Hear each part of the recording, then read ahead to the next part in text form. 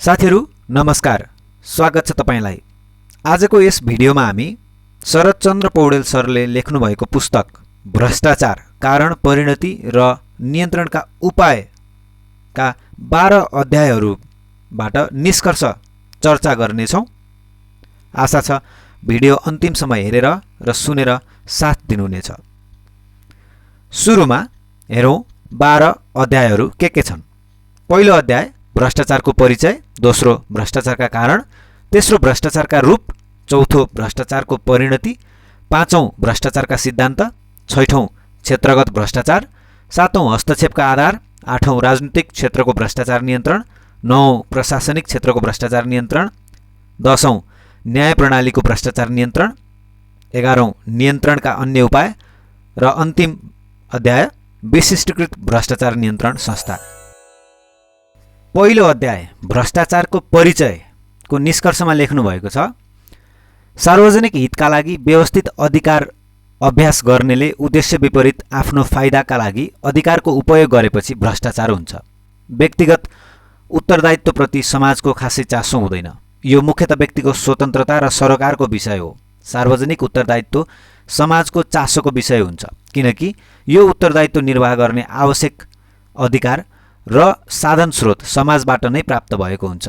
भ्रष्टाचार सार्वजनिक उत्तरदायित्व भएका व्यक्तिबाट समाजले अपेक्षा गर्ने व्यवहार होइन, केवल नियोजित रूपमा गरिएको विचलित व्यवहार मात्र हो। यद्यपि नैतिकतावादी नैतिक र अनैतिक व्यवहारको विभेदमा कुनै संशय नहुने दाबी गर्छन्। तथापि सार्वजनिक अधिकारीको विचलित व्यवहारको परिभाषा समाज सापेक्ष हुन्छ। अधिकार स्वयं फाइदाको वस्तु होइन, यो फाइदा सारतारको माध्यम मात्र हो। अधिकांश अवस्थामा कारोबारमा संलग्न पक्षले फाइदाको अनुभूति नै गरेका हुन्छन्। त्यसकारण फाइदा लिने र दिने बीचको कारोबार सौदाबाजीमा आधारित हुन्छ। फाइदा लिने र दिने तयार नभइकन भ्रष्टाचार हुँदैन। अवाञ्छित व्यवहार गोप्य हुन्छ र विश्वासिलो मान्छेसँग मात्र गरिन्छ।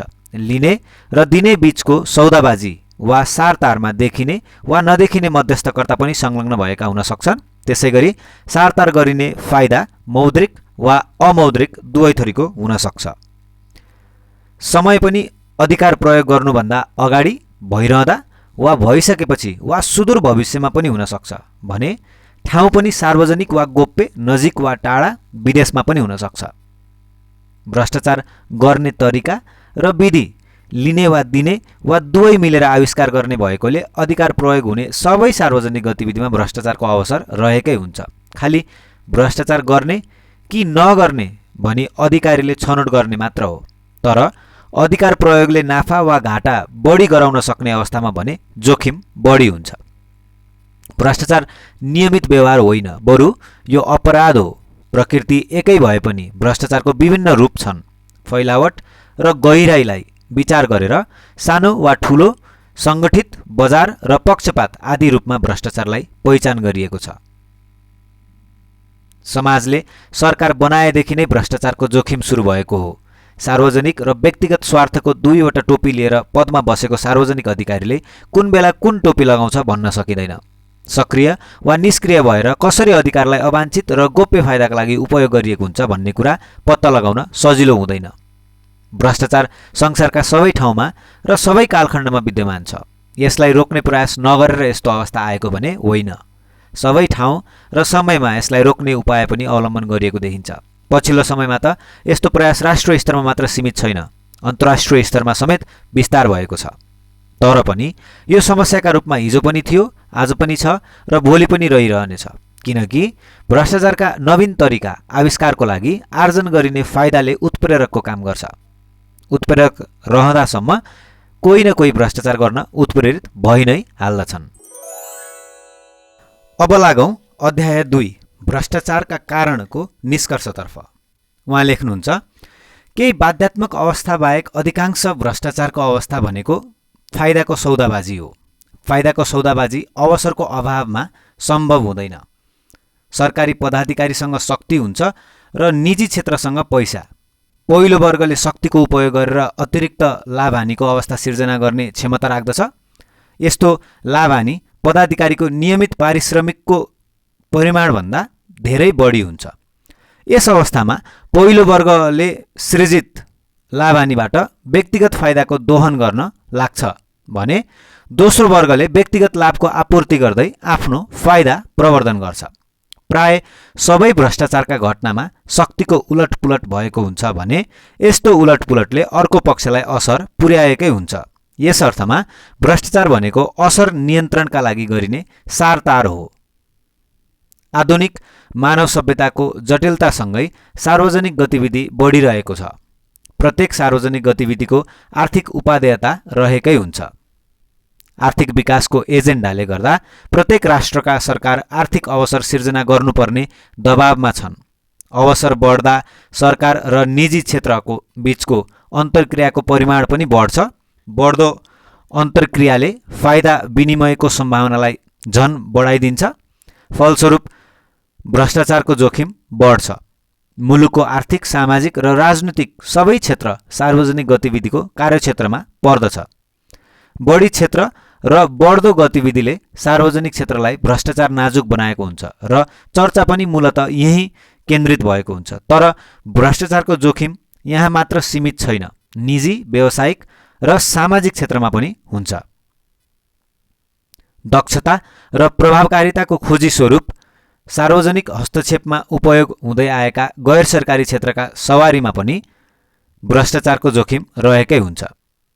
नाफामूलक क्षेत्रले सार्वजनिक गतिविधि गर्न गरेको करारलाई पदाधिकारीसँग मिलेर उलटपुलट गर्दै नाफा बढाउन उपयोग गर्दछन्। आफू पनि बढी लाभ लिन्छन्, अरूलाई पनि लाभ आपूर्ति गर्दछन्। स्वतस्फूर्त रूपमा विकसित सामाजिक क्षेत्रले स्वायत्तता र स्वतन्त्रतालाई भ्रष्टाचार छोप्ने कवचका रूपमा उपयोग गर्दछन्। खास गरी अरू स्रोतबाट प्राप्त पैसा मानवीय सहायताको बढी दरकार रहेका क्षेत्रमा खर्च गर्दा यिनीहरूमाथिको निगरानी अत्यन्त कमजोर भएको हुन्छ। वृत्ति विकासमा केन्द्रित रहने कर्मचारीको मानसिकताका कारण पनि स्रोतको उपयोग व्यवस्थापनमा निष्फिक्रीपन रहेको हुन्छ। फलस्वरूप नदेखिने र चर्चा नभइकन भ्रष्टाचार भइरहेको हुन्छ। माग हुँदासम्म आपूर्ति रोकिँदैन, वैधानिक वा अवैधानिक बाटो नै किन नहोस्। अवैध गतिविधि आकर्षक हुनाले नियोजित रूपमा सञ्चालन भएका हुन्छन्। आकाशे लाभलाई सार्वजनिक संरक्षण खरिदमा उपयोग गरेर भ्रष्टाचारको जालो नै निर्माण गरिएको हुन्छ। अब लागौं अध्याय 3 भ्रष्टाचारको रूपको निष्कर्षतर्फ। उहाँ लेख्नुहुन्छ, अपवादमा बाहेक थाहा नपाएर भ्रष्टाचार हुँदैन। अधिकारीले भ्रष्टाचारको गतिविधि गर्न हुँदैन भनेर थाहा पाउँदा पाउँदै गरेका हुन्छन्। फाइदा स्थानान्तरण गर्ने वर्गलाई पनि यो गतिविधि ठिक होइन भन्ने लागेकै हुन्छ। दुवै थरीको लोभ र अवसर भ्रष्टाचारको मूल कारण हो। सार्वजनिक उत्तरदायित्वको व्यक्तिले सार्वजनिक र व्यक्तिगत स्वार्थको विवेकसम्मत ढङ्गले उपयोग नगर्दा भ्रष्टाचार हुन जान्छ। व्यक्तिगत स्वार्थको वशमा परेर थाहा पाउँदा पाउँदै गरिने हुनाले भ्रष्टाचारको गतिविधि नियोजित र नियन्त्रित हुन्छ। गोप्य र सुरक्षित रूपमा गर्नुपर्ने भएकाले यसका विविध रूप देख्न पाइन्छ। भ्रष्टाचारको चक्र पूरा गर्न लिने, दिने र मध्यस्थकर्ताको आवश्यकता पर्दछ। सधैँ लिने र दिने पक्षको आवश्यकता पनि हुँदैन। आफ्नो जिम्मेवारीमा रहेको साधन स्रोतको अपचलनमा एक पक्ष मात्र संलग्न भएको हुन्छ। त्यसैगरी व्यक्तिगत फाइदामा अनुकूलता लुकाउन वा छोप्न वा दोहन गर्न मिल्ने अनुसार नगद वा अन्य भौतिक सम्पत्ति वा भावनात्मक सम्पत्ति वा सौगात वा पुरस्कार समेत प्रयोग भएको हुन्छ। भ्रष्ट गतिविधि र फाइदा स्थानान्तरणको तरिका, समय र स्थानमा पनि व्यापक विविधता पाइन्छ। समझदारीमा गरिने भएकाले बाचा कार्यान्वयनमा खासै समस्या आउँदैन। तर अवैध किसिमले करार भएकाले मनोवैज्ञानिक र भौतिक दबाव प्रयोग गरेर कार्यान्वयन गरिन्छ। व्यापकताले भ्रमित गरे पनि भ्रष्टाचार असामान्य अवस्था हो। केही मानिसको व्यवहार विचलन मात्र हो। अपारदर्शी र गोप्य भए पनि संलग्न असन्तुष्ट, तटस्थ र परिवारको असहिष्णुता उद्घाटनको मुख्य कारण बन्दछ। घोर अनैतिक सामाजिक धारणाका कारण प्रतिस्पर्धी पन्छाउने सजिलो औजारका रूपमा पनि प्रयोग गर्दा भ्रष्टाचारका घटना सार्वजनिक हुन्छन्। उद्घाटनका यी स्रोत र तरिकालाई उत्प्रेरित गर्दै उपयुक्त किसिमले परिचालन गर्दा भ्रष्टाचार नियन्त्रणमा महत्त्वपूर्ण सहयोग पुग्न सक्छ। अध्याय 4 भ्रष्टाचारको परिणतिको निष्कर्षमा लेख्नु भएको छ, कुनै निश्चित घटनामा केही फाइदा पुर्याउने भए पनि समग्रमा भ्रष्टाचारको प्रभाव खराब हुन्छ। भ्रष्टाचारले समाजका आर्थिक, राजनीतिक, प्रशासनिक, सामाजिक र वातावरणीय सबै पक्षमा नकारात्मक असर पारेको हुन्छ। भ्रष्टाचारले अर्थव्यवस्थामा लगानीमा विचलन र विकर्षण सिर्जना गरेर, अदक्षता बढाएर, सहभागिता सङ्कुचन गरेर र आर्थिक एकाइका अवाञ्छित प्रभावहरू रोक्न नसकेर आर्थिक विकास र वृद्धिमा अवरोध पुर्याउँछ। भ्रष्टाचारले आर्थिक भाडा सिर्जना गरेर समाजको उत्पादनशीलता घटाउँदै समाजको आर्थिक शक्तिलाई अवाञ्छित गतिविधितर्फ डोर्याउँछ। भ्रष्ट सार्वजनिक प्रशासन नीति कार्यान्वयनमा अकर्मण्य हुन थाल्दछ, काममा दक्षता र प्रभावकारिता दुवै गुमाउँछ। योग्यता प्रणालीलाई राजनैतिक हस्तक्षेपले विस्थापित गर्दछ। प्रशासन विशेषज्ञता र पेसावादी जमातका रूपमा रहँदैन। भ्रष्ट र कमजोर इमान्दारको विभेदले समग्र यन्त्रको मनोबल गिर्न जान्छ। अवाञ्छित फाइदा गुमाउनु पर्ने त्रासमा प्रशासन यन्त्र सुधारको सूत्रधार हुनुको सट्टा अवरोधकमा परिणत हुन्छन्। सेवाग्राहीका नजरमा कर्मचारीको सामाजिक प्रतिष्ठा समेत गुम्दछ। शासन गर्ने शक्ति कमजोर हुँदै जान्छ। भ्रष्टाचारले सामाजिक अनुशासनको मान्यतालाई खियाउँछ, कानुन कार्यान्वयनलाई कमजोर बनाउँछ। फलस्वरूप समाजलाई अराजकतातिर धकेल्छ। सम्पन्न र विपन्न बीचको आर्थिक असमानता बढाएर समाजमा तनाव उत्पन्न गर्दछ। भ्रष्टाचारले सार्वजनिक गतिविधिलाई विभेदपूर्ण बनाएर समाजको कमजोर वर्गलाई सार्वजनिक हितबाट वञ्चित गर्दै क्रमशः एक्ल्याउँदै पृथकतावादी धारमा धकेल्छ। भ्रष्टाचारले वातावरणीय विनाश निम्त्याउने भएकाले समाजको दिगो आर्थिक विकासमा अवरोध पुग्दछ। भ्रष्टाचारले राजनीतिमा अपराधीकरण र दण्डहीनताको अवस्था सिर्जना गरेर अस्थिर बनाइदिन्छ। भ्रष्टाचारले भ्रष्टाचार बढाउँछ।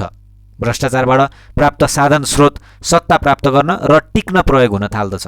फलस्वरूप प्रजातन्त्रमा खतरा उत्पन्न हुन्छ। शासनको वैधानिकता कमजोर पारेर सत्ता परिवर्तनका लागि अनुकूल बहाना सिर्जना गरिदिन्छ।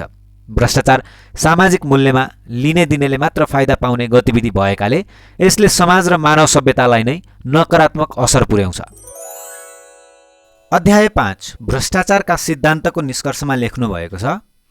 भ्रष्टाचारको परिभाषा गर्न जति सजिलो छ, यसको रूप र उत्पत्तिमा यो उत्तिकै जटिल छ।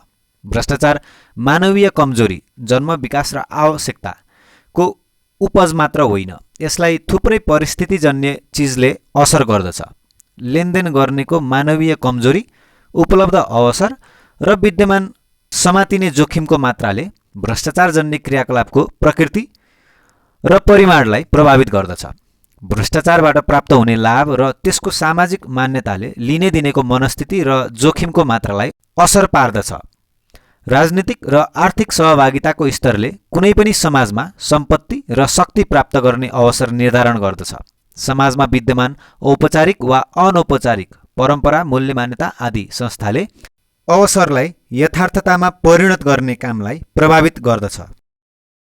अवसरको नियमन गर्न सबल संस्था, बलियो उत्तरदायित्व प्रणाली, कडा दण्डात्मक व्यवस्था, पारदर्शिताको सुनिश्चितता, बलियो नागरिक समाज र प्रेसको उपस्थितिले भ्रष्टाचार कम हुँदै जान्छ भने कमजोर अवस्थाले भ्रष्टाचार बढ्दै जान्छ। निजी क्षेत्रमा हुने भ्रष्टाचार त मुख्य रूपमा नियमनकारी सार्वजनिक निकायको सक्षमतामा प्रत्यक्ष निर्भर रहन्छ। सक्षमता बढ्दा घट्ने र घट्दा बढ्ने, पत्ता लाग्ने जोखिम कम र बढी अधिकार भ्रष्टाचारका लागि अनुकूल हुन्छ। यही कारणले नै खुल्ला प्रजातान्त्रिक भन्दा नियन्त्रित अधिनायकवादी व्यवस्था भ्रष्टाचारका लागि अनुकूल हुन्छ। निर्वाचकको प्रेरकको प्रकृतिले पनि भ्रष्टाचारको रूप र प्रकृतिलाई असर गर्दछ। व्यक्तिगत पुरस्कारबाट परिचालित मतदाताले राजनीतिज्ञलाई भ्रष्टाचार गर्न प्रोत्साहित गर्दछन् भने नीतिगत सुधार अपेक्षा गर्नेले भ्रष्ट राजनीतिज्ञलाई दण्डित गरेर भ्रष्टाचार घटाउन सहयोग गर्दछन्। भ्रष्टाचार व्यक्तिले गर्ने भए पनि यसको असर भने सामाजिक हुन्छ। भ्रष्टाचारप्रतिको धारणा र सहिष्णुतामा समाजबीच मात्र होइन, एउटै समाजभित्र समूह वा व्यक्तिबीच पनि एकरूपता हुँदैन। सामाजिक मूल्य मान्यताको प्रभावले पनि भ्रष्टाचारको मात्रा र किसिमलाई असर गरेको हुन्छ। सापेक्ष रूपमा सहिष्णु समाजले भ्रष्टाचारलाई प्रोत्साहन गर्दछ। विविध समाजमा विविध रूपका विद्यमान भ्रष्टाचारको सैद्धान्तिक व्याख्या यसकारण सरल छैन। भ्रष्टाचार केही हदसम्म राजनीति पनि हो। फाइदाको लेनदेन गर्न पदाधिकारी र व्यवसायी र शक्तिमा भएकाले सर्वसाधारणले भन्दा फरक रूपमा यसको व्याख्या गर्दछन्। यसले पनि व्याख्यामा जटिलता थप्दछ। हालसम्म थुप्रै सिद्धान्त प्रतिपादन भएका छन् र भविष्यमा पनि यो क्रम रोकिने छैन। तर हालका अगाडि सारिएका र पछाडि आउने आधारले भ्रष्टाचार बुझ्न र यसको प्रतिरोधका उपाय पत्ता लगाउन र परिमार्जन गर्न सहयोग भने गर्नेछन्। अध्याय 6 क्षेत्रगत भ्रष्टाचारको निष्कर्षमा लेखिएको छ, भ्रष्टाचारको जोखिम नभएको कुनै निकाय वा गतिविधि हुँदैन। सार्वजनिक वा निजी सबै निकाय वा गतिविधिमा भ्रष्टाचारको जोखिम रहेकै हुन्छ। उपलब्ध साधन स्रोत तथा बाह्य साधन स्रोत माथिको नियन्त्रण भ्रष्टाचारको जोखिमसँग सिधा जोडिएको हुन्छ। अर्थात् साधन स्रोतको उपलब्धता र नियन्त्रण बढी हुँदा जोखिम बढ्ने र घट्दा घट्ने हुन्छ। त्यसैगरी निकाय वा त्यहाँ कार्यरत पदाधिकारी माथिको नियन्त्रण र सन्तुलनको व्यवस्था भ्रष्टाचारको परिमाणसँग जोडिएको हुन्छ। नियन्त्रण र सन्तुलनको व्यवस्था प्रभावकारी हुँदा भ्रष्टाचारको परिमाण घट्छ भने कमजोर हुँदा बढ्ने सम्भावना रहन्छ। भ्रष्टाचार भनेको फाइदाको दोहन हो, चाहे त्यो सहमतिमा होस् वा बाध्यात्मक अवस्थामा गरिएको किन नहोस्। अधिकारीले आफ्नो गतिविधिबाट उत्पादन हुने फाइदा बिक्री गरेर वा फाइदामा हिस्सेदारी गरेर वा फाइदालाई नियन्त्रण गरेर आफ्ना लागि व्यक्तिगत फाइदा सिर्जना गर्दछन्। सार्वजनिक उत्तरदायित्वका अधिकारी फाइदा उत्पादन गर्न त सक्दछन्, तर त्यो फाइदा आफैसँग राख्न भने सक्दैनन्। त्यसकारण अधिकांश अवस्थामा अर्को पक्षमा फाइदा हस्तान्तरण गरेर त्यसबाट आफ्नो फाइदा लिन्छन्। सबै फाइदाको कारोबारमा माग गर्ने अधिकारी र आपूर्तिकर्ता हुनै पर्दछ भन्ने केही छैन। अधिकारीले एकपक्षीय रूपमा पनि फाइदा दोहन गर्दछन्। माग र आपूर्तिकर्ताको दुवै भूमिका अधिकारी एक्लैले निर्वाह गर्दछन्। आफ्नो नियन्त्रणमा रहेको साधन स्रोत विभिन्न तरिकाबाट आफ्नो बनाउने र साधन स्रोत आफ्नो व्यक्तिगत फाइदाका लागि उपयोग गर्ने जस्ता क्रियाकलापमा आपूर्तिकर्ता आवश्यक हुँदैन। भ्रष्टाचारका सबै गतिविधि यी दुवै तरिकामा निहित भएको पाइन्छ। भ्रष्टाचारका क्रियाकलाप सदैव गैर कानुनी पनि हुँदैनन्। कतिपय गतिविधि कानुनी हुँदाहुँदै पनि भ्रष्टाचार जन्य हुन्छन्। अधिकार प्राप्त अधिकारीको सक्रियतामा मात्र पनि भ्रष्टाचार भएको हुँदैन। अधिकारीको निष्क्रियता, शिथिलता, तटस्थता र समर्पणबाट पनि भ्रष्टाचार जन्य क्रियाकलाप हुन्छन्। त्यसैगरी भ्रष्टाचार विद्यमान कानुनी र सङ्गठनात्मक संरचनाभित्र मात्र पनि हुँदैन। भ्रष्टाचारका लागि अनुकूल संरचना बनाउने काम पनि भ्रष्टाचारले गर्दछन्। भ्रष्टाचारजन्य क्रियाकलाप लुकाउन वा ढाकछेप गर्न सकिने र समातिने सम्भावना कम भएका क्षेत्रका गतिविधिमा भ्रष्टाचारको जोखिम अन्य क्षेत्रमा भन्दा बढी हुन्छ। भ्रष्टाचारबाट प्राप्त हुने फाइदाको प्रकृति, परिमाण र वितरणले पनि भ्रष्टाचारजन्य क्षेत्र निर्देशित भइरहेको हुन्छ। धेरै सरकारवाला संलग्न भएको र फाइदा माग गर्न अधिकारी बीचको प्रतिस्पर्धा र आपूर्तिकर्ता बीचको प्रतिस्पर्धाले पनि भ्रष्टाचारको जोखिम निर्धारण गर्छ। फेरि फाइदा प्राप्त गर्ने समय, तरिका र विश्वसनीयताले पनि भ्रष्टाचारको जोखिम प्रभावित हुन्छ। अध्याय 7 हस्तक्षेपका आधारको निष्कर्षमा लेख्नु भएको छ, प्रभावकारी शासन व्यवस्थाले मात्र विकासलाई अगाडि बढाउन सक्छ। राजनीतिक, आर्थिक, सामाजिक पक्ष समेटिएको सबै सार्वभौम जनसङ्ख्याप्रति समान व्यवहार देखाउने र गर्ने सुधारले मात्र शासकीय व्यवस्था प्रभावकारी हुन सक्छ। भ्रष्टाचार शासकीय व्यवस्थाको एउटा पक्ष भएकाले भ्रष्टाचार नियन्त्रणलाई पनि सम्पूर्ण शासकीय सुधारको खाकाभित्र समाहित गर्नुपर्दछ। समाजको अवस्था र समयले पनि हस्तक्षेपको प्रकृति र प्रभावकारितालाई नियन्त्रण र निर्देशन गरिरहेको हुन्छ। शक्ति कायम र हासिल गर्न गतिशीलताले भ्रष्टाचार विरुद्धको राजनीतिको प्रतिबद्धता प्रभावित हुने हुनाले ठूला र विस्तृत सुधारका लागि अनुकूलता आवश्यक हुन्छ। फेरि सम्पूर्ण सुधारको अवसर कुरेर नियन्त्रणलाई ध्यान नदिँदा सामाजिक क्षति भइ नै रहन्छ। त्यसकारण उल्लेख्य रूपमा भ्रष्टाचार नियन्त्रण गर्न सकिने प्रशासनिक र व्यवस्थापकीय क्षेत्रमा प्रयास सदाबहार रूपमा अगाडि बढाउनु पर्दछ। सीमित वा ससाना सुधार वा परिवर्तन सङ्गठनको नियमित गतिविधि हुने भएकाले यो तहमा नियन्त्रणका प्रयास अगाडि बढाउन अवसर पर्खनु पर्दैन। अझ सेवाग्राहीको सदाबहार अन्तर्क्रिया हुने क्षेत्रमा सुधारका लागि सधैँ दबाब रहने हुनाले अनुकूल पनि हुन्छ। भ्रष्टाचार न त शून्यमा झार्न सकिन्छ न त यसका लागि असीमित लगानी र जोखिम उठाउन उचित हुन्छ। त्यसकारण प्रयासलाई बढी प्रतिफल र कम जोखिमका क्षेत्रबाट सुरु गर्नुपर्दछ। सुधारको सुरुमा वा क्रममा आउने विरोधलाई शक्ति र सहमतिको सन्तुलन मिलाएर व्यवस्थापन गर्नुपर्दछ। सुधारका लागि उपलब्ध प्रविधिको प्रयोगलाई स्थानीयकरण गर्नुपर्दछ। हस्तक्षेपका उपायले माग र आपूर्ति दुवै पक्षलाई समान रूपमा निरुत्साहित गर्नुपर्दछ। सुधारलाई दिगो बनाउन हस्तक्षेपको प्रभावकारी कार्यान्वयन, निरन्तरता, विस्तार र संस्थागत गर्ने काम आवश्यक हुन्छ। त्यसैगरी कानुन कार्यान्वयनका पक्षमा पनि समानान्तर सुधार आवश्यक हुन्छ। विश्वव्यापीकरणको अवस्थामा भ्रष्टाचार समाजको आन्तरिक कारणको उत्पादन मात्र हुँदैन। त्यसैकारण हस्तक्षेप सबै क्षेत्रगत, राष्ट्रिय र अन्तर्राष्ट्रिय कारकहरूको प्रभावलाई न्यूनीकरण गर्नतर्फ निर्देशित हुनुपर्दछ।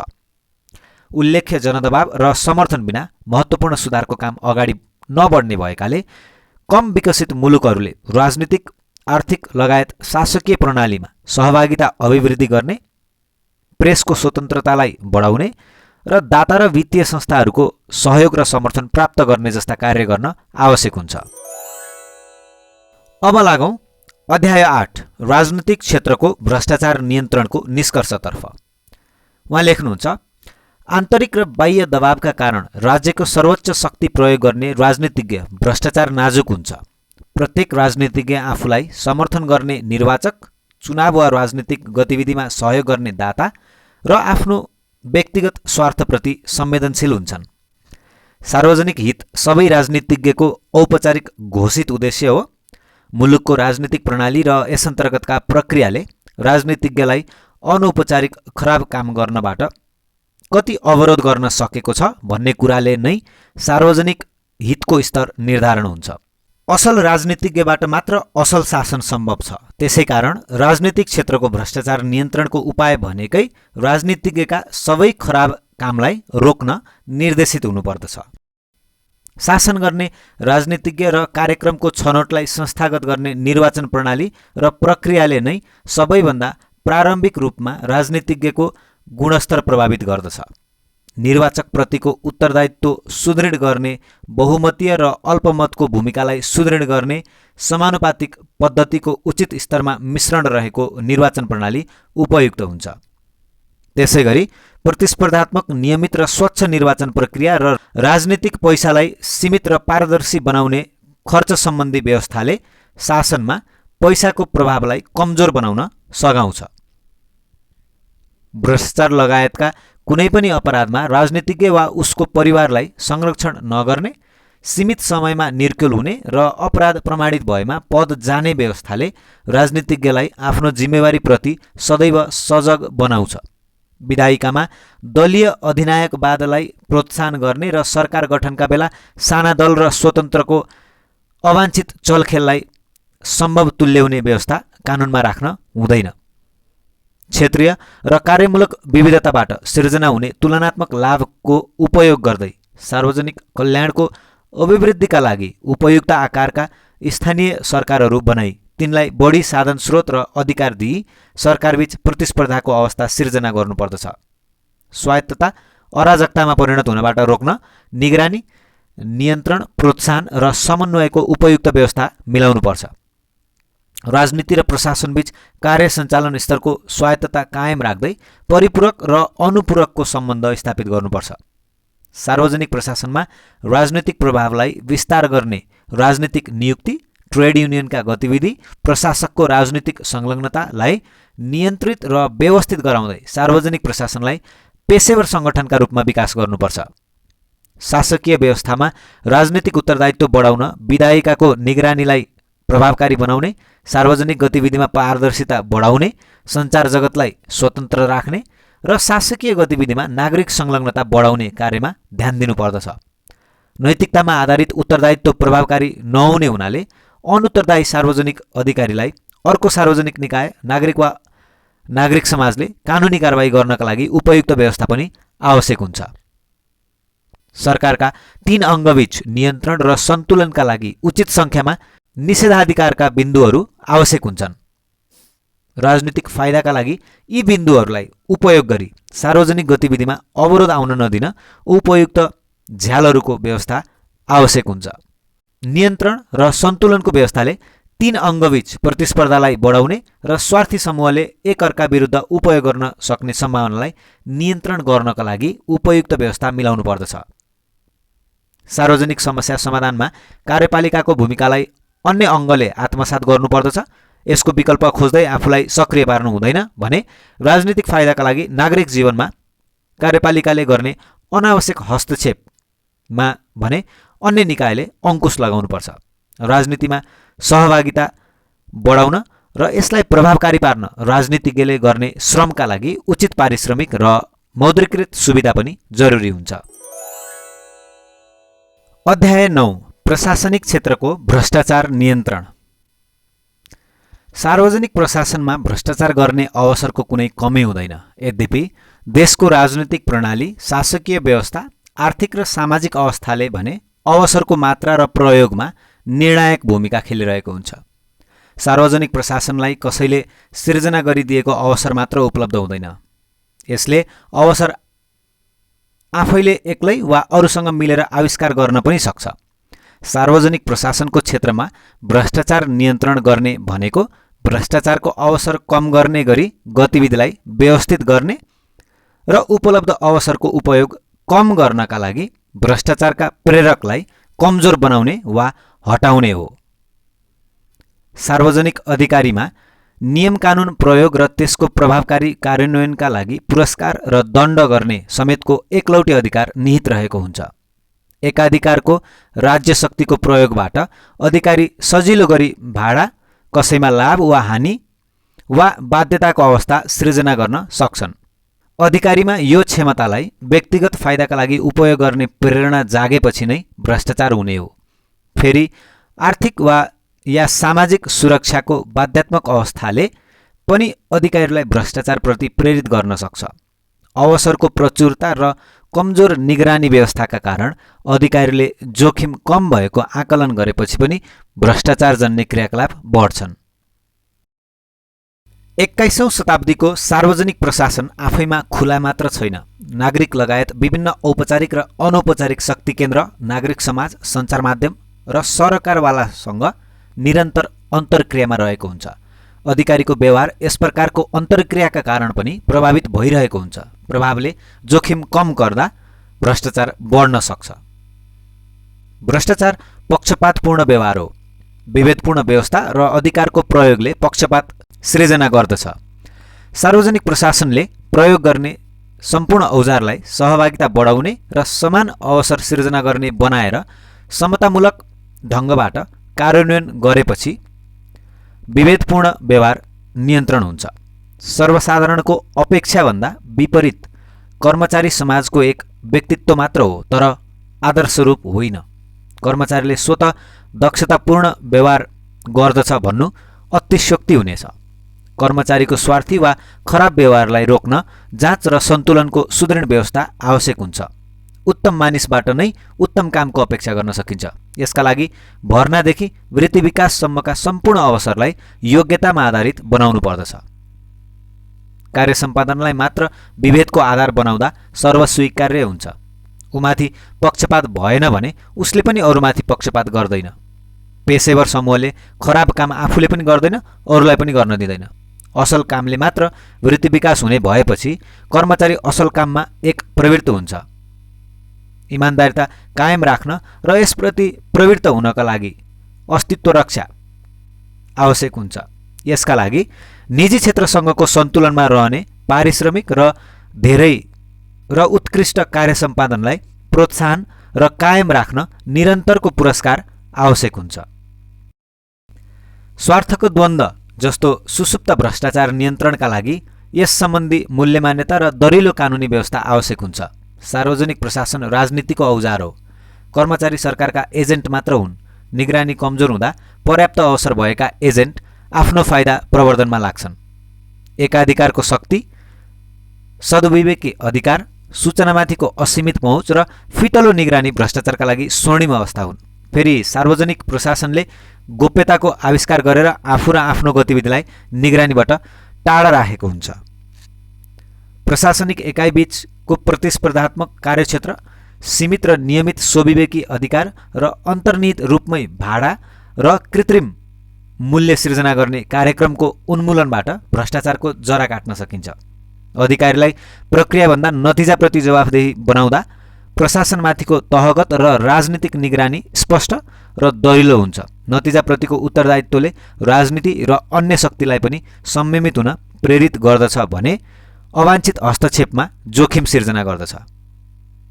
सार्वजनिक प्रशासनको गतिविधिको पारदर्शिताले शासकीय प्रणाली, सङ्गठनभित्र र बाहिरका नागरिक समाज, सञ्चार जगत र सम्पूर्ण सरकारवालाको निगरानी बढाउन मद्दत गर्छ।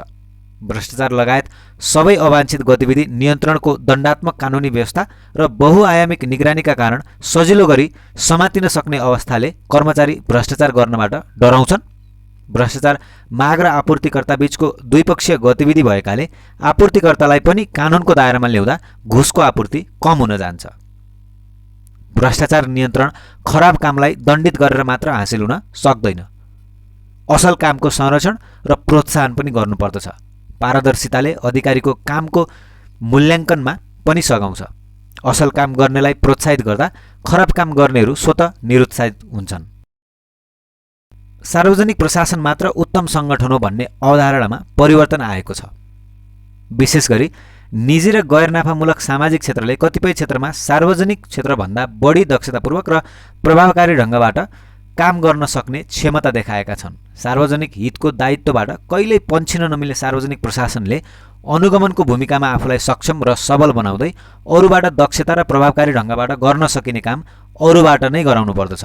निजीकरण, सार्वजनिक खरिद, सार्वजनिक निजी साझेदारी र अन्य कार्यहरू गर्दा सार्वजनिक प्रशासनले प्रक्रियाभन्दा नतिजालाई जोड दिएर कम पैसामा धेरै मूल्य प्राप्त गर्नुपर्छ। अल्पकालीनभन्दा दीर्घकालीन हितलाई ध्यान दिनुपर्दछ।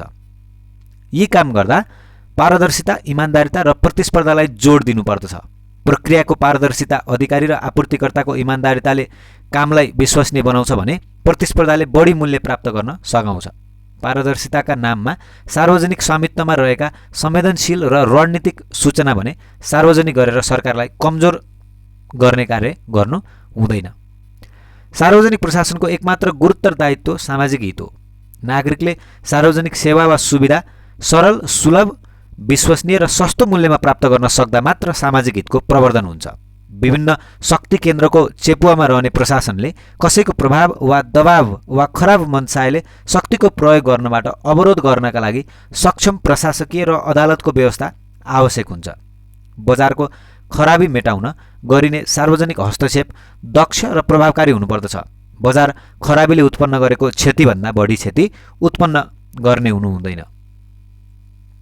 नियमनको कार्यलाई कर्मचारीले घुस बटुल्ने, प्रतिस्पर्धा कमजोर पार्ने र बनाउने औजारका रूपमा प्रयोग गर्नु हुँदैन। यसका लागि सरल र स्पष्ट कानुनी व्यवस्था र सुदृढ र सक्षम निकाय र दरिलो कार्यान्वयन व्यवस्था आवश्यक हुन्छ।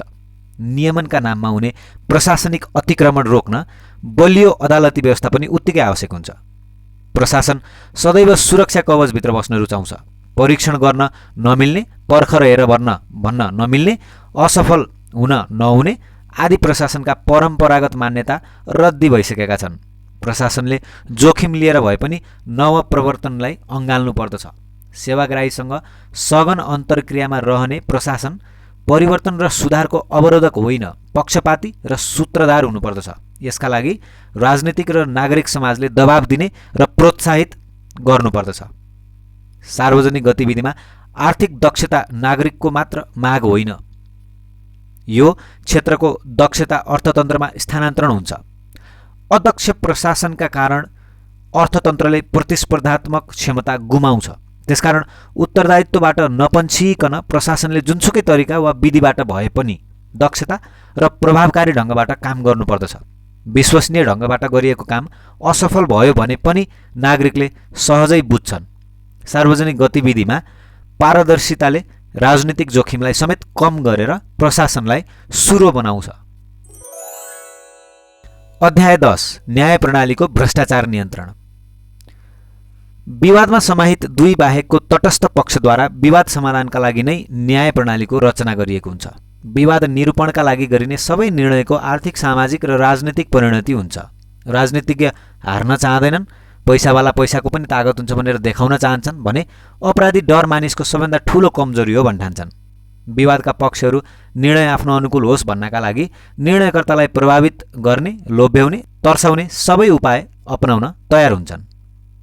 न्याय प्रणालीभित्रको प्रक्रियामा जोडिएका तर प्रत्येक चरणको कार्य सम्पादन गर्न स्वतन्त्र अनुसन्धान अधिकृत, सरकारी वा निजी वकिल, कर्मचारी, न्यायाधीश र निर्णय कार्यान्वयन अधिकारी हुन्छन्। यी प्रत्येकले शक्ति र स्वविवेकी अधिकारका आडमा आफ्नो भूमिका रहेको बिन्दु वा चारणमा विवादको परिणामलाई प्रभावित गर्न सक्ने क्षमता राख्छन्। यसरी न्याय प्रणाली प्रभाव, पैसा र त्रास उपयोग गरेर व्यवहारलाई पक्षपातपूर्ण बनाउन खोज्ने, बाध्य र आपूर्ति गर्न सक्ने भित्री पक्षबीचको तनावमा रहँदा भ्रष्टाचारको असङ्ख्य अवसर विद्यमान हुन्छ।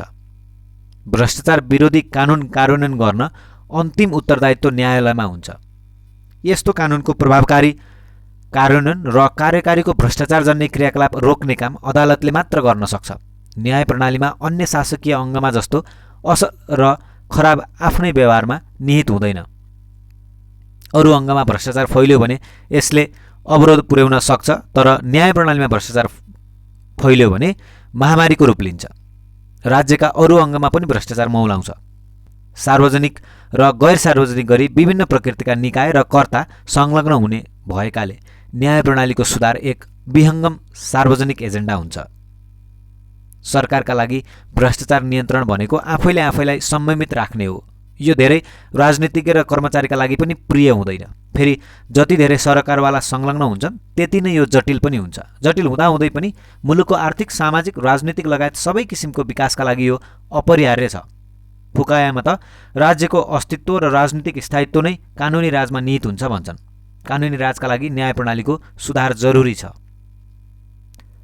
असमानता अन्याय उन्मुख हुन्छ भने समानता नै न्याय हो। न्यायका लागि नै समाजले कानुन प्रणाली अंगीकार गरेको हुन्छ। व्यक्ति सङ्गठित वा असङ्गठित या राज्य अन्यायका कारक हुन्। कानुनी प्रणालीको टुप्पामा रहने अदालतले व्यक्तिमाथि व्यक्ति वा राज्यले गर्ने अन्यायमा निरपेक्ष रूपमा अवरोध पुर्याउन सक्नुपर्छ। न्याय प्रणालीभित्रका सबै अङ्गले प्रभाव र पैसाको असर थेग्न सक्दा मात्र न्यायको मात्रा बढ्छ। न्याय निष्पक्ष र प्रभावकारी हुन सबै निकाय, विशेष गरी अदालत स्वतन्त्र रहनुपर्दछ। असीमित अधिकार उपयोग गर्ने राजनीतिज्ञलाई हस्तक्षेप योग्य र पैसाको तागत भएको वर्गलाई प्रलोभनमा पार्न सकिने र न्यायाधीश लगायतका न्यायकर्मीहरूलाई उत्तरदायित्व बिनाको न्याय प्रणाली भ्रष्टाचार गर्नका लागि अनुकूल हुन्छ। त्यसकारण न्यायिक स्वतन्त्रतालाई सैद्धान्तिक र व्यवहारिक रूपमा सुनिश्चित गर्दै न्यायाधीश लगायतका सबै कर्तामाथि बाह्य निगरानी र कार्यान्वयन योग्य स्वनियन्त्रण प्रणाली मार्फत उत्तरदायित्व प्रणालीलाई बलियो बनाउनुपर्छ। अवसरले प्रभाव र प्रलोभनलाई स्थान दिने हो। न्यायाधीशमाथिको प्रभावलाई छेक्न राजनीतिले असर गर्न नसक्ने स्वतन्त्र र पेशेवरको बाहुल्य भएको संयन्त्र मार्फत न्यायाधीशको नियुक्ति, परिचालन, सजाय र विभागीय कारबाही गर्ने व्यवस्था मिलाउनुपर्छ। लामो समयको अभ्यास र परम्पराबाट खारिएका बेलायतको अनुसरण गर्दै कम विकसित मुलुकमा राजनीतिक प्रक्रियाद्वारा न्यायाधीश नियुक्ति गर्ने प्रचलन अवलम्बन गर्दा नियुक्तिलाई राजनीतिक प्रभावबाट बाहिर राख्न नसकिने व्यवहारिक समस्या देखिएको छ। विशिष्टता हासिल गर्न राखिएको लचकता स्वार्थ प्रवर्धनको औजार हुने अवस्था आउन सक्छ। त्यसकारण कम विकसित मुलुकले नागरिक कानुन प्रणालीमा जस्तो योग्यता प्रणालीका आधारमा न्यायाधीशको नियुक्ति, बढुवा र परिचालन गर्दा राजनीतिक प्रभावलाई पन्छाउन सकिन्छ। प्रलोभनमा पर्न सक्ने अवस्थालाई कमजोर बनाउन मर्यादा अनुकूल हुने गरी तुलनात्मक रूपमा बढी पारिश्रमिक, सुविधा र निडर बनाउन सुरक्षाको व्यवस्था मिलाउनुपर्छ। साथै न्यायाधीशको आचरण, सम्पत्ति र निर्णयमाथि निरन्तरको निगरानी जरुरी हुन्छ। भौतिक पूर्वाधार, खुला र पारदर्शी निर्णय प्रक्रिया, सरल, स्पष्ट र पहुँचयोग्य कानुन, स्तरीय कार्यविधि, न्यायाधीश र वकिलका पेशेवर सङ्घ सङ्गठनले निर्णय प्रक्रियालाई अनुशासित राख्ने अभ्यास, निरन्तरको तालिम र विकासले न्यायाधीशलाई न्याय निरूपणमा सक्षम बनाउँछ। विधि र प्रक्रियाका सहयोगी कर्मचारी र निजी वकिलको सदाचारले पनि अदालतको न्यायिक प्रक्रिया प्रभावित हुने भएकाले योग्यता प्रणालीका आधारमा कर्मचारी प्राप्त गरी यिनीहरूलाई उपयुक्त तलब र सुविधा, स्वविवेकलाई सीमित गर्ने स्तरीय र बाध्यात्मक कार्यविधि, कार्य सम्पादन अनुसारको प्रोत्साहन सुविधा र उपयुक्त उत्तरदायी प्रणालीभित्र समेट्नु पर्दछ। निजी वकिलहरूको व्यवहारलाई परिषद वा काउन्सिल जस्ता निकाय र पेशेवर सङ्घ सङ्गठनबाट नियमन गरिनुपर्दछ। न्यायमा पहुँच बढाउन, अदालतको कार्यबोझलाई कम गर्न तथा अदालतको खर्च सीमित गर्न अदालत वा न्यायाधीशको ढोका सदा खुला राखी वैकल्पिक न्याय निरूपणको विधिलाई उत्प्रेरित गर्नुपर्दछ। सानोतिनो विवादमा पनि अदालतलाई संलग्न गराउन खोज्ने प्रवृत्तिलाई निरुत्साहित गर्न स्थानीय तहमा व्यवस्थित सार्वजनिक निकायलाई अर्धन्यायिक निकायका रूपमा विकास गर्नुपर्छ। न्याय प्रणालीभित्रका तर अदालत बाहिरका कर्ता, प्रहरी वा अन्य अनुसन्धान अधिकृत, सरकारी वकिल र अदालती निर्णय कार्यान्वयन गर्ने निकाय वा अधिकारीको भूमिका पनि न्याय सम्पादनमा महत्त्वपूर्ण हुन्छ। यी निकायका अधिकारीको नियुक्ति योग्यता प्रणालीका आधारमा गर्ने, कार्य सम्पादनमा स्वायत्तता प्रदान गर्ने, तलब सुविधा तालिम र विकासमा पनि उचित ध्यान दिनुपर्छ। यिनीहरूको स्वविवेकी अधिकारलाई सीमित गर्न कार्य सञ्चालन विधि र प्रक्रिया निर्माण गर्नुपर्छ। यिनीहरूको आर्थिक व्यवहारमाथि निगरानी गर्न पारदर्शी र नियमित सम्पत्ति विवरण, व्यक्तिगत अनुशासनका लागि आचार संहिता र कर्तव्यच्युत भएको अवस्थामा दण्ड सजायको व्यवस्था गर्नुपर्दछ। अध्याय 11 नियन्त्रणका अन्य उपाय। कुनै पनि वा किसिमका शासक अन्तर्राष्ट्रिय समुदायबाट आफूलाई अलग राख्ने वा विकसित हुँदै गएका अन्तर्राष्ट्रिय मूल्य मान्यताबाट पृथक बस्न सक्दैनन्। विश्वव्यापीकरण र सूचना र प्रविधिको विकासले त एकअर्काबाट प्रभावित नभई कुनै पनि मुलुक रहन नसक्ने अवस्था सिर्जना भएको छ। 90 को दशकमा अन्तर्राष्ट्रिय समुदायमा विकसित भ्रष्टाचार विरोधी अभियानमा सबै राष्ट्र कुनै न कुनै स्तरमा समाहित भइसकेका छन्। नतिजा फरक भए पनि भ्रष्टाचार विरुद्धको प्रतिबद्ध राष्ट्रहरू प्रखर हुँदै गएका छन्। भ्रष्टाचार नियन्त्रण अब राष्ट्रिय सरकारको दायित्व बनिसकेको छ। विश्व समुदायले विकास गरेका भ्रष्टाचारका विरुद्धको मूल्य मान्यताहरू औपचारिक र अनौपचारिक सबै क्षेत्रका लागि नियन्त्रणको प्रविधि र दबाव सिर्जना गर्ने औजार भएका छन्।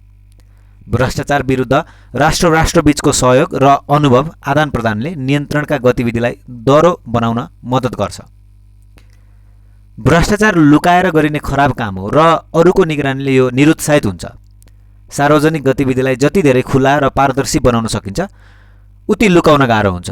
त्यसैगरी जति धेरै आँखाले सार्वजनिक गतिविधि नियालिन्छ उति खराब कर्तव्य घट्छ। साथै निगरानी सूक्ष्म हुँदै जाँदा नियन्त्रणका उपाय पनि आन्तरिक वा बाह्य रूपमा आविष्कार हुन थाल्छन्, जसबाट अवसर घटाउन ठोस सहयोग पुग्ने हुन्छ। भ्रष्टाचारीलाई कारबाही गर्न र सृजित फाइदा पत्ता लगाउन र रूपान्तरण हुन नदिन पनि बहु र विविधतायुक्त निकायका धेरै नेत्रहरूले सहयोग पुर्याउँछन्।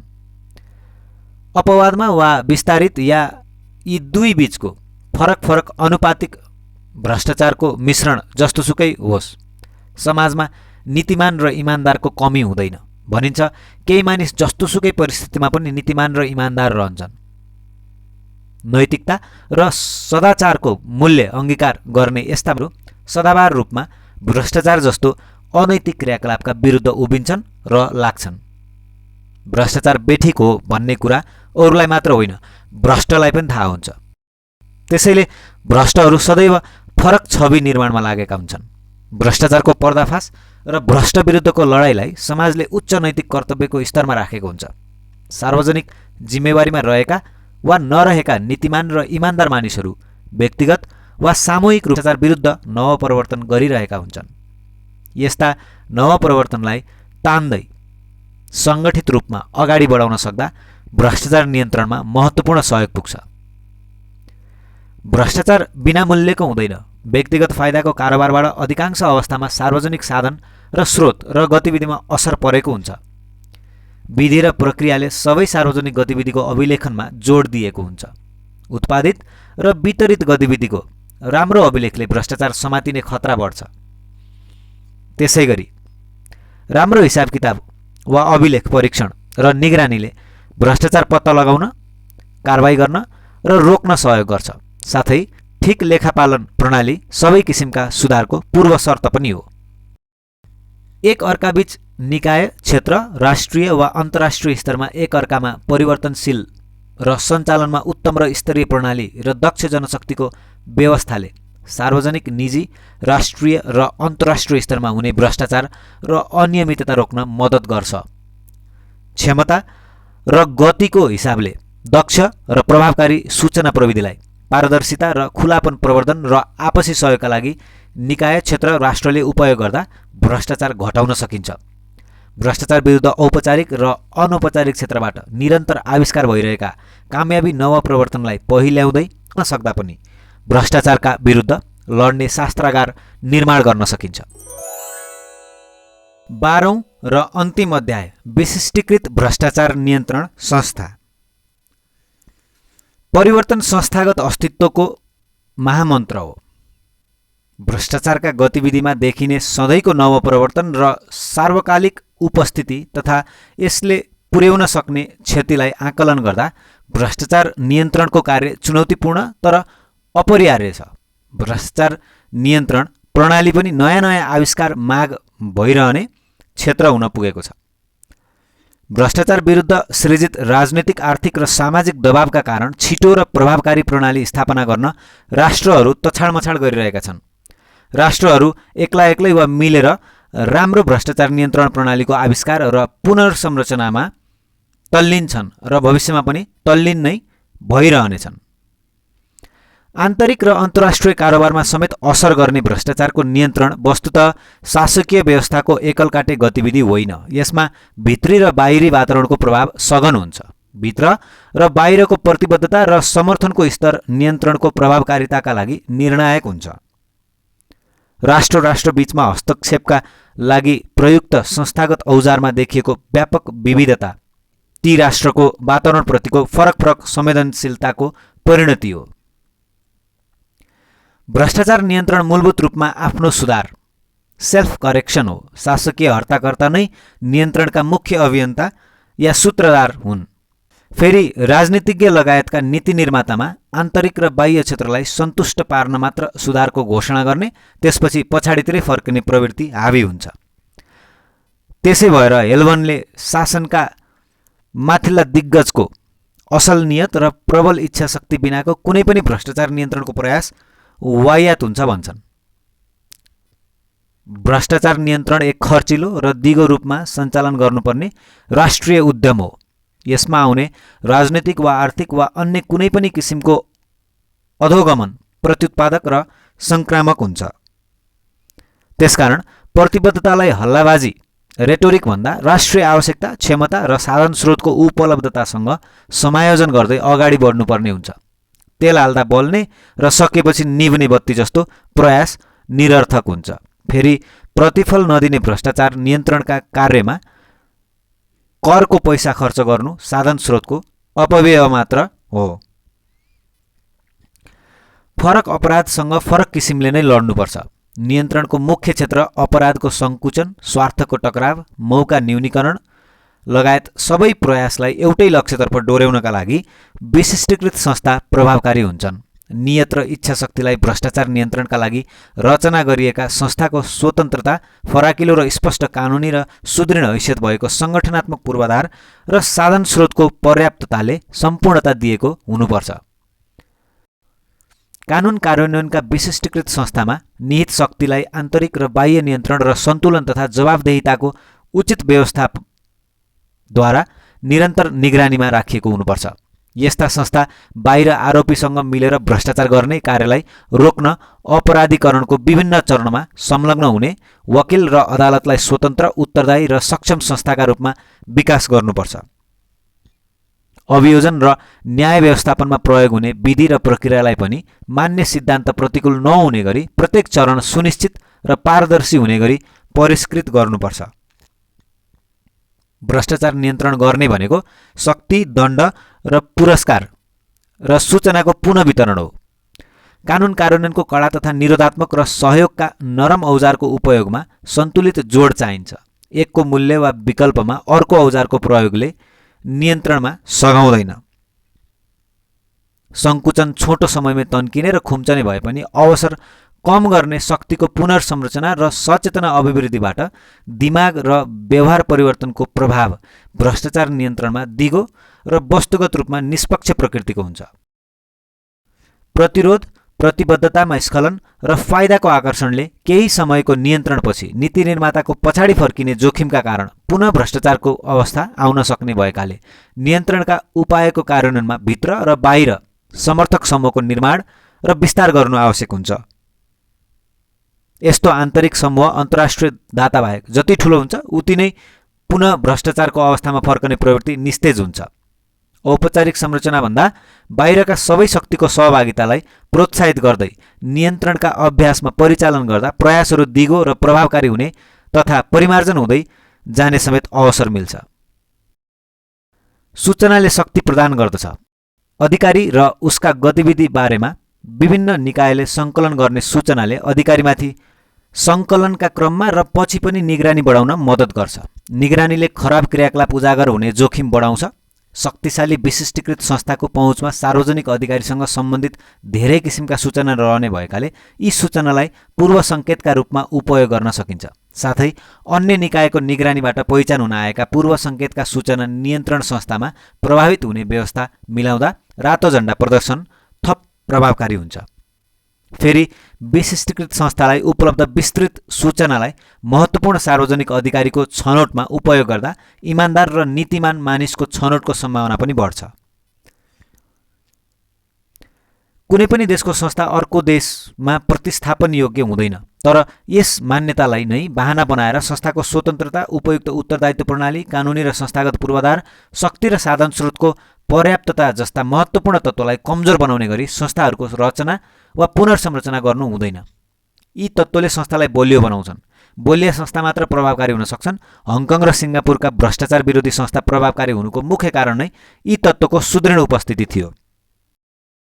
नियन्त्रणलाई प्रभावकारी पार्न भ्रष्टाचारमा सहयोग पुर्याउने सङ्गठित अपराध, निर्वाचन खर्च तथा मुद्रा निर्मलीकरण लगायतका आर्थिक अपराध, गैर नाफामूलक र नाफामूलक क्षेत्रभित्रको भ्रष्टाचारको अपराधीकरण गर्ने कार्यलाई पनि समान जोडका साथ कार्यान्वयन गर्नुपर्छ। नियन्त्रण संस्थाले नागरिक हक अधिकारको संरक्षणमा लागेका संस्थालाई नियन्त्रित रूपमा परिचालन गर्नुपर्छ। निजी व्यावसायिक क्षेत्रलाई नियन्त्रणको प्रयासमा साथै लिएर उनीहरूबाट सहयोग लिने र उनीहरूलाई सुधार्ने दुवै काममा संलग्न गराउनु पर्दछ। भिडियो अन्तिमसम्म हेरेर साथ दिनुभएकोमा आभार व्यक्त गर्दछौँ। तपाईलाई यो सामग्री कस्तो लाग्यो आफ्नो अमूल्य सल्लाह सुझावहरू कमेन्ट बक्समा लेख्न नबिर्सनुहोला। मन परेमा लाइक गर्न, सेयर गर्न नबिर्सनुहोला। साथै यस्तै जानकारीमूलक शैक्षिक सामग्रीको लागि च्यानल सब्स्क्राइब गरेर हामीसँग जोडिन सक्नुहुन्छ। धन्यवाद।